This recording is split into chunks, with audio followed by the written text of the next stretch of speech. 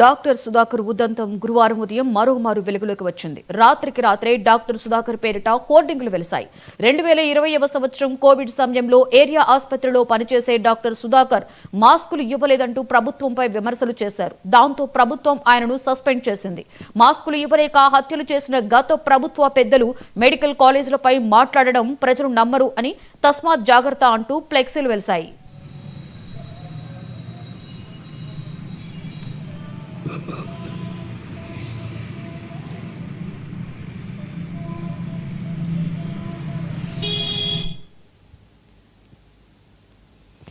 విజయనగరంలో సెప్టెంబర్ 28వ తేదీ నుండి నిన్నటి వరకు జరిగిన సరస్ ఎగ్జిబిషన్ కు విస్తృత ఆదరణ లభించిందని జిల్లా కలెక్టర్ ఏ రామసుందర్ రెడ్డి చెప్పారు. ఈ ఎగ్జిబిషన్ లో ప్రదర్శించిన వివిధ వస్తువుల అమ్మకాల ద్వారా 11 కోట్ల రూపాయల అమ్మకాలు జరిగాయని, హెచ్ఎస్జీల మహిళలు తయారు చేసిన ఉత్పత్తులకు అనూహ్య స్పందన లభించి 30% అదనపు ఆదాయం సమకూరిందని కలెక్టర్ చెప్పారు.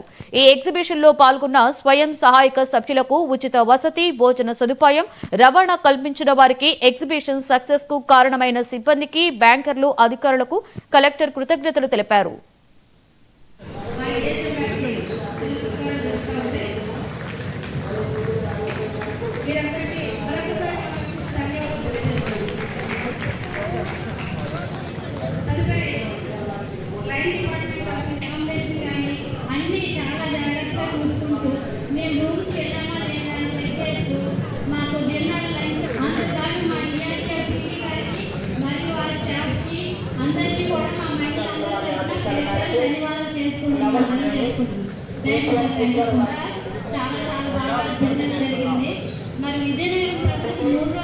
పదకొండు రోజులు సక్సెస్ఫుల్గా నిర్వహించి మన విజయనగర వాసుల ప్రోద్బలంతో చాలా సక్సెస్ఫుల్గా కంప్లీట్ చేసుకోవడం జరిగింది.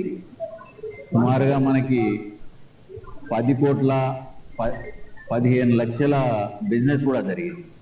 లాస్ట్ టైం 7 crores ఆర్డర్ జరిగితే ఈసారి 10 కోట్ల పైన నడిచింది. మనకి ముఖ్యంగా మనకు సరస్ అనేది రూరల్ ఆర్టిజాన్ సొసైటీ.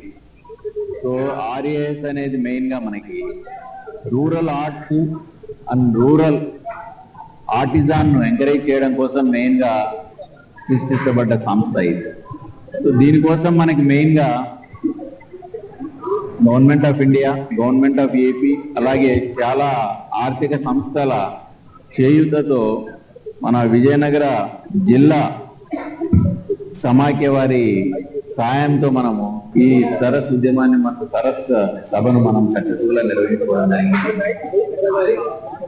గ్రామాల్లో చాలా వరకు మనకి ఈ ఆర్టిజాన్ ఎవరైతే ఉన్నారో ఆర్టిజాన్ అంతా కూడా డిప్రైవ్డ్ సెక్షన్కి వెళ్ళిపోతూ ఉన్నాం మనం. సో వాళ్ళకి డిమాండ్ లేదని కాదు, సరైన ఫోరం లేదు, వాళ్ళు మార్కెట్ చేసుకోవడానికి సరైన ఫోరం లేదు. సో ఈ ఫోరాన్ని మనకి సరస్సు క్రియేట్ చేసింది. సో ఏదైతే విలేజ్ ఆర్టిజాన్ ఉన్నారో వాళ్ళు మనకి ఎక్కడైతే మార్కెట్ ఉందో ఆ మార్కెట్కి, విలేజ్ ఆర్టిజాన్కి ఒక లింక్ ఏర్పడి జూబ్లీహిల్స్ అసెంబ్లీ నియోజకవర్గ